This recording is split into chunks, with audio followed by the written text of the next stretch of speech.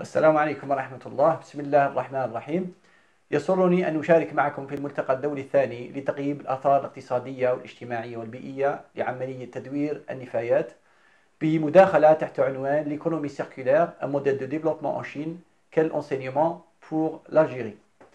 إذن الهدف وراء هذه المداخلة هو عرض التجربة الصينية والوقوف أمام المحطات الرئيسية لهذه التجربة، حيث أنها تجربة رائدة وتحدث عليها الكثير من الخبراء والباحثين في هذا الميدان.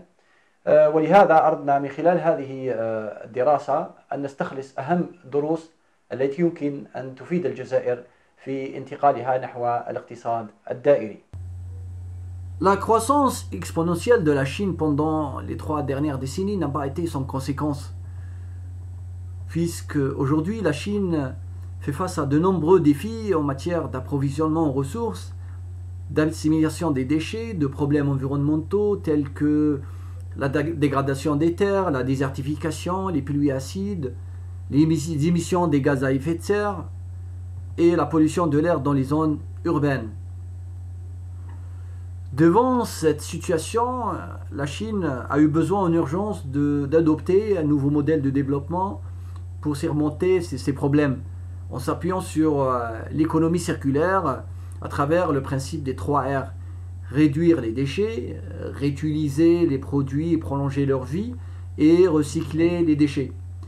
Cela est dans le but d'aller vers une structure économique plus durable.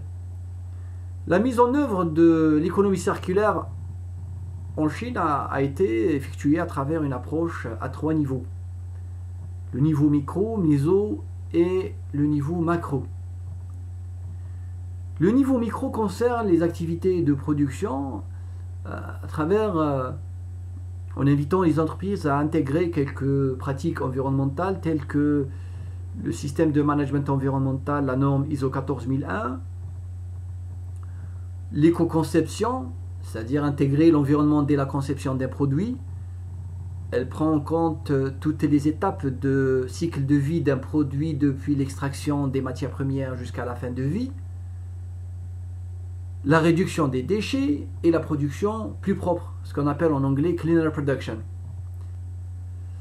La cleaner production exige l'utilisation efficace et durable des ressources, la conception innovante de la chaîne de production, la prévention de la pollution à la source, l'adoption des technologies plus propres et la réduction des émissions de polluants. Le gouvernement, pour inciter les entreprises à intégrer ces pratiques, en 2000, il a annoncé la création d'un catalogue directeur des technologies de production les moins polluantes pour les industries. 2 années plus tard, en 2002, il y a eu la promulgation de la loi sur la cleaner production. En revanche, il y a eu le lancement de plusieurs projets pilotes dans 24 provinces. Pour la promotion du concept de la cleaner production, il y a eu le lancement aussi de la création de plusieurs centres. Un centre national, 4 centres de cleaner production du secteur industriel et 11 centres locaux.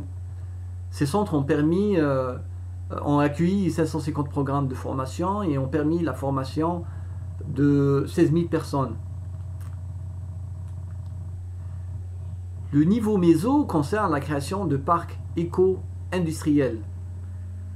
Un parc éco-industriel, c'est un système intégré d'échange de matières, d'énergie, de services, de déchets, dans le but de réduire leur utilisation, réduire la production des déchets et construire des relations économiques, écologiques et sociales durables.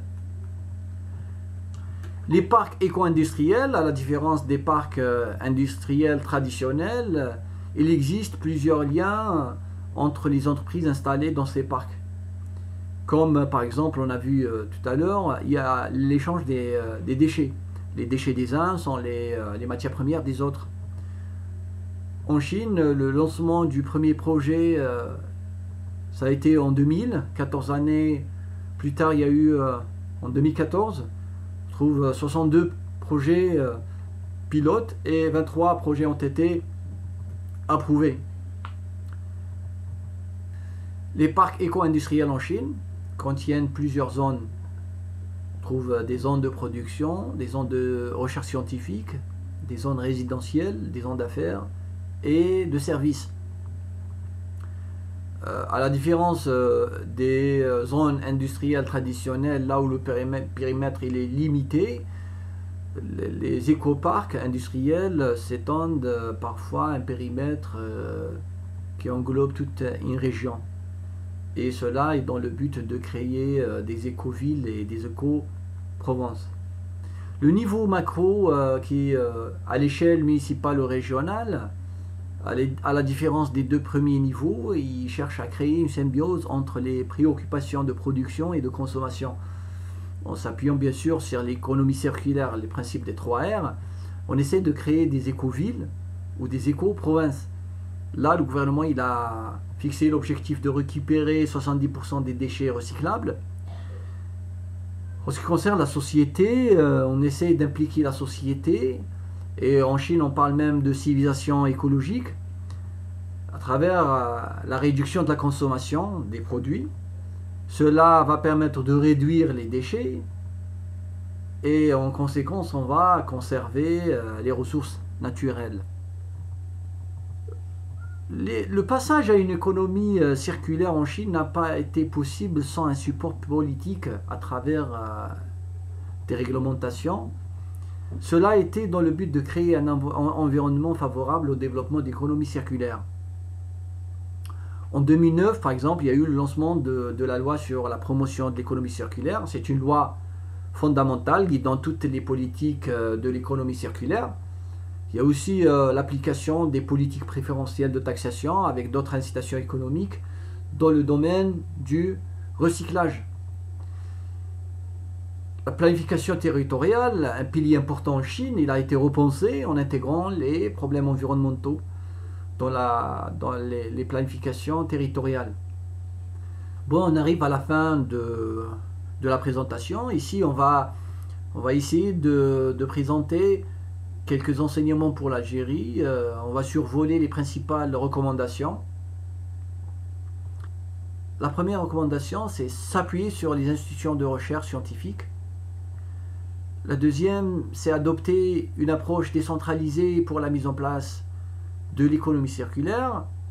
Et ici, on va essayer d'élaborer une stratégie nationale de déploiement de l'économie circulaire qui se décline en politique territoriale et locale. Revoir les lois et réglementations de protection de l'environnement qui sont dans la plupart des cas contradictoires. Déléguer plus de pouvoirs décisionnels aux directeurs d'environnement dans les différentes wilayas.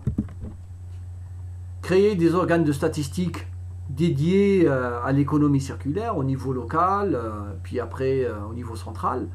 Accorder des avantages fiscaux aux entreprises actives dans le traitement et le recyclage des déchets. Moderniser la gestion des déchets au niveau local. Et enfin, adopter une politique sociale étudiée pour impliquer tous les acteurs de la société civile dans la transition vers un nouveau modèle de citoyenneté environnementale. Merci de votre attention.